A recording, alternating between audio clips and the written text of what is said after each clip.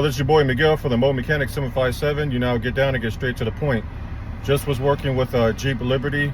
Gentleman ran completely out of oil and decided to put oil in after the fact. I just want everybody to know that it's usually 9 times out of 10 is just completely too late. Even if you get oil in there and you turn the vehicle on and it's running, it's going to make loud noises because the damage is already done. I just left the gentleman and the car ran, turned the car off, tried to restart it. It just went had battery power, had everything. Took the oil cap off, and every time went to go even crank the engine, a whole bunch of smoke came out, like it was like there was some kind of fire. There was no fire, but it was just a whole bunch of smoke coming from where you put the oil at. My point in my story is, ladies and gentlemen, if you have over 100,000 miles on your vehicle, check your oil all the time. I'm in the vehicle right now, it has over 100,000 miles, and I consistently check the oil.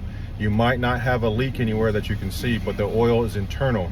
Your seals or your piston rings, oil piston rings probably wore out, and you just burning oil and don't even know it, even though you can't see it.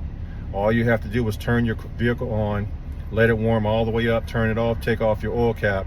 You'll see, if you see a bunch of smoke coming out, your engine's not that bad, it's just that it's burning oil. You need to keep an eye on it or you will lose your engine. If you like this video, please like, subscribe, and share. Thank you.